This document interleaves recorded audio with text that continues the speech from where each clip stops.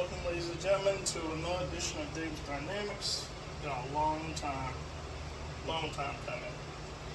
So we know it's hot out there. I mean, it's just scorching. So I wanted to go over just a few things that you could do indoors. Um, it's just one of those things where I know you want to practice, but it's detrimental out there.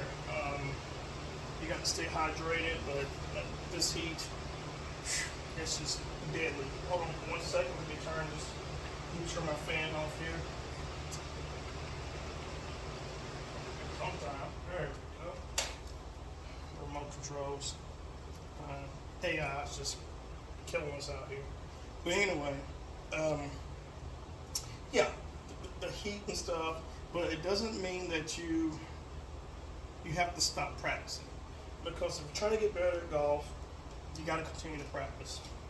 So these are just a few things that I'm just going to show you that you can do that can keep your game going, keep your game sharp. So we all know, let me get this out of the way. We all know that we want to hit the big dog, the driver. Everybody's just based around the driver. But it's really hard to tell people you don't score with a driver. Yeah, you can hit it 300 yards, but is it going straight? Is it going in the woods? Is it going in the water? Is it going out of bounds? But one thing is consistent: the short game. That's where you score. The putting. That's where you score.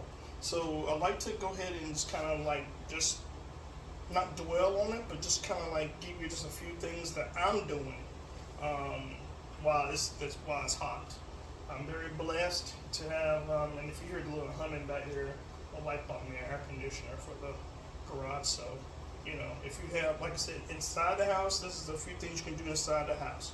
Now, chipping. Chipping is the number one thing that I see a lot of my students having issues with, because transferring a more unique shot versus your 8-iron, 7-iron, 6-iron.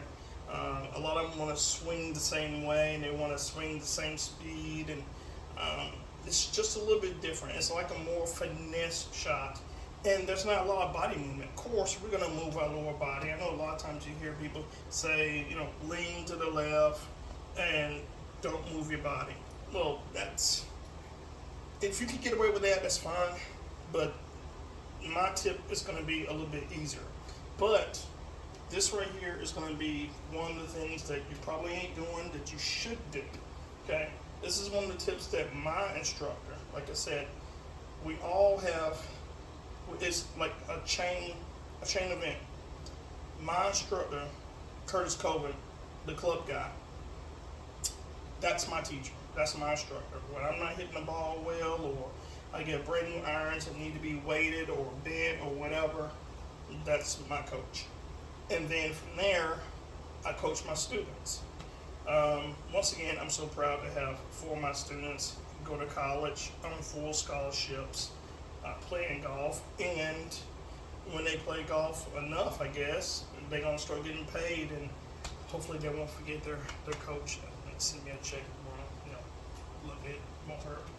So anyway, everyone starts to have a brain fart, or a better way of saying this is everyone starts to let their brain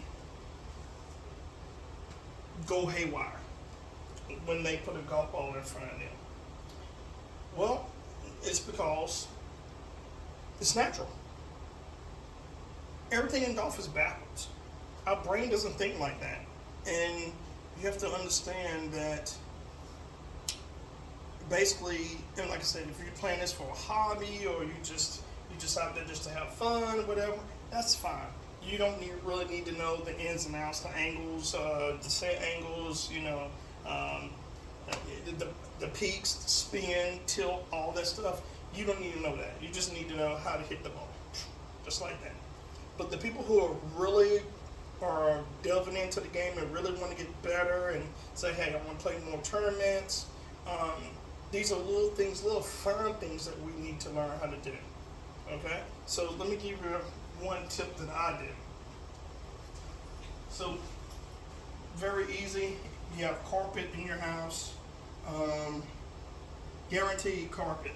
Don't do it on the hardwood floors. We just got brand new hardwood floors, and I scuffed my wife's floor, and she just had a fit. So on the carpet. So get you like, and I don't do this. Get you like 3 tees, 3 golf tees. And what I do is on the carpet, what I do is I just put a golf tee down. Okay, I put it down on the, if you can see it, show you. I put it down on the fat side first, just the fat side where the ball sits down. And I'm just gonna lay these here.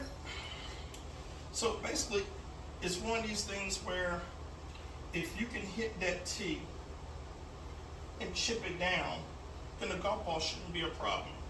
So you just want to get into your regular stance, and like I said, everybody has a different stance. For golf, everybody has a golf swing and a golf stance is like a fingerprint. Everyone has a different one because we're built different. We have people that are, you know, almost like bodybuilders. We have people who are thin, who are really flexible. I had to change mine because I started working out again, and I'm getting a little bit wider up here, and I'm getting a little bit flexible down here since I had the hip surgery. So I'm trying to marry up everything. But basically, what you do is get your tee, get on the carpet, get you a wedge, not a 9-iron, not a 7-iron, not an 8-iron, not something that you have to swing real hard. Get behind it, and just a nice swing, just a nice chip. Just keep it like from here, like almost like halfway, and you can see that where my hands are. Maybe I have to come up a little bit. I apologize. Where my hands are, you can see where the club is. My hands are right here by my midsection. Come down, clip the tee, and then that's it. So here we go. We get behind it, and just like I said, you want to make sure you keep your head down. Okay, keep your head down and let the golf club in your hands bypass your head, and let the right shoulder. Once we start thinking about that, let me just throw this out. A lot of my students, they could hit the golf ball, but they didn't get it like really solid. They could go a pretty good distance, but they would never finish the swing. The finish of the swing is you letting the golf club bypass you. You're letting your hands bypass you, and you letting your shoulder collect your chin and bring your head up. That is the end of the golf swing. Okay? So let's just get back over here really quickly. So, you know, make this as a game. I got 3 tees here. Just kind of, I want you just to concentrate. I like to count 1 and 2. Just like that, you can hear the little click. I bring another one over. There. Put it on the fat side once again where the ball sits. I like to count. Reason being is it gives me a rhythm. 1 and 2. See both of them just fly in the air. Okay, so now make it more challenging. Instead of putting it on the fat part, we put it on the skinny part now. Make it more challenging. Because the more challenging you make it, remember, your brain is thinking. Your brain is thinking, it's in overdrive. It's like, okay, I'm hitting a golf ball, I'm hitting a tee that's way smaller than a golf ball. So why would I have problems hitting a golf ball if I can clip a tee? So the brain is taking a picture. It's recording. It's recording everything that you're doing. So when that golf ball gets in front of you, you go ahead and react. Don't think about it. You just react the same way the tee is sitting there. So if you want to make it just a little more difficult, get sat still in your position. Get nice. Breathe. 1 and 2. straight up in the air. Don't get overloaded with people saying, this is what you have to do, this is what you have to do. I usually don't tell people what they need to do. I tell people what I do. And if you can use it, good. If you can't, go your own way. I like people to tell me exactly. They email me, hey Jay, I'm having issues right here, I'm having issues right here. If I can't fix it, I guarantee I can call my coach and he'll tell me, you might want to tell them to do this or try this right here. My coach has been doing it well over 30 years, more, probably well more than that. He done got more than I can learn, probably. So think about this. Think about the same thing as the tee. I'm not going to keep you long because I gotta go. I have a movie to go look at with my wife. So let's put the golf ball. And like I said, we're not thinking about it. Now I do have it on my launch monitor, so I'm not really too much worried about if I hit the green or anything like that. But like I said, the golf ball's sitting there. We just hit the tee. So why don't we do the same thing? Get nice and comfortable. You can count if you like. I like to count. 1 and 2. And as you can see, I'm in balance. My chest is pointing this way toward the target. My midsection is pointing toward the target. My foot, my heel is up. I'm on the side of my foot, and I can stand here all day long. I'm in total balance. 2 things about golf. You can swing as hard as you want. Doesn't matter. Driver, irons, wedges.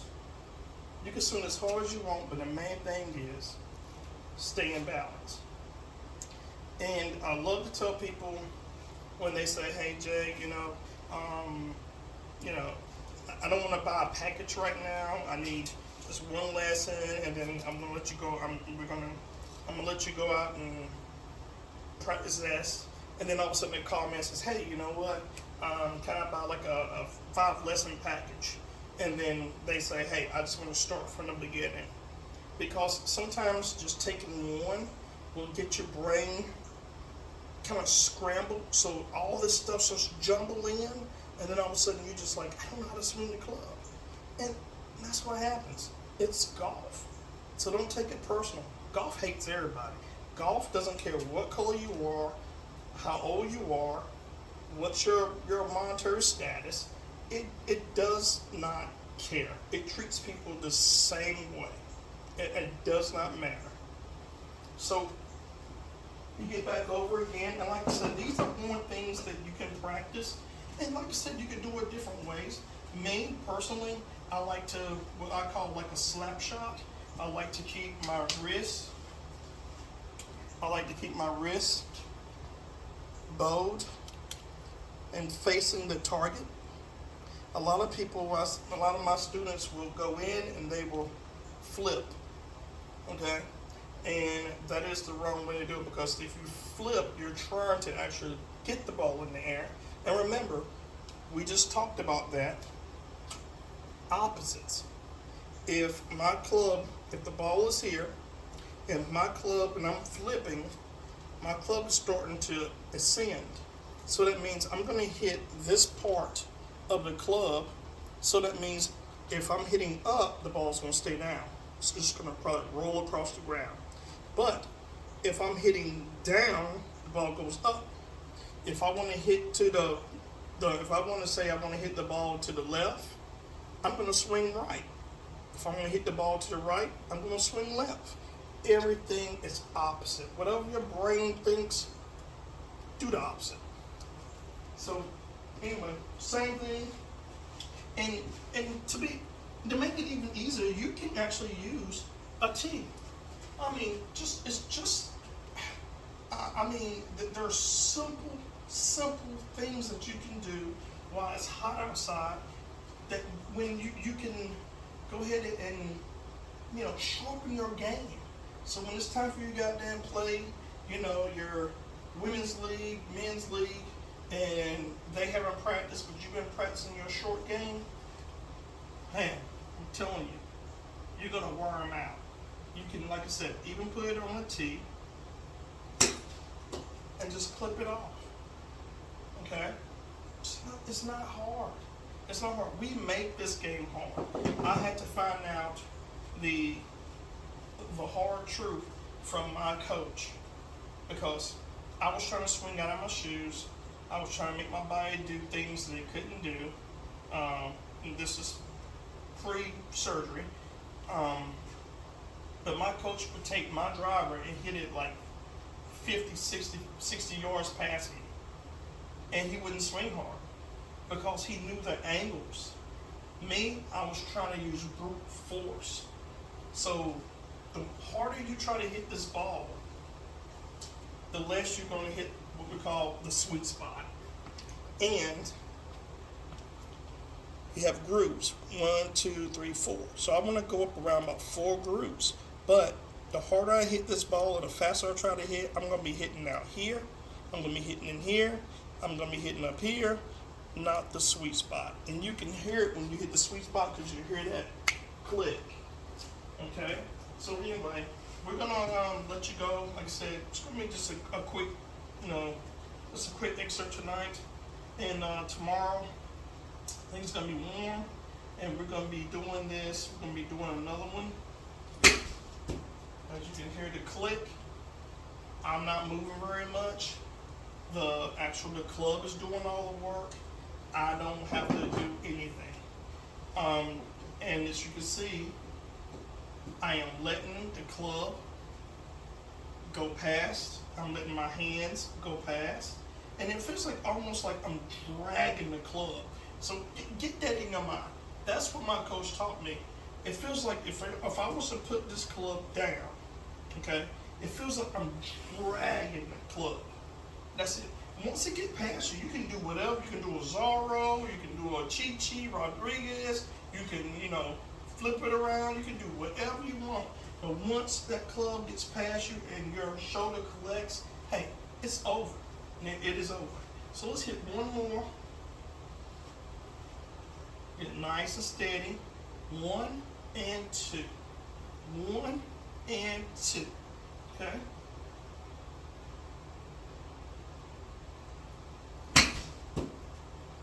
And you can hear it just like that. And I hit the green. There we go. So, anyway, thank you for tuning in to another edition of Davis Dynamics. Believe me, it's just been, I don't know how many times, like I said, it's just been a hell of a year. And still, we're working through things. But I'm going to get back to this, and I got a bunch of stuff going on, especially when it's hot outside. So I can do a whole lot, just a bunch of stuff in here. As you can see, once again, been very blessed for being TaylorMade ambassadors. Them sending me different clubs, sets of clubs to test out, and all that. But the next episode, we're gonna get to the bare truth. Which club is better? I literally have a PXG wedge, 56-degree wedge, 14-degree bounce, and I'm excited to put it up against one of my old Nike wedges.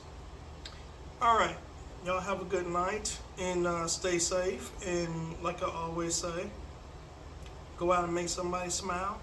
Why? It doesn't cost you a thing. Y'all have a good night, and we'll see you tomorrow. Peace.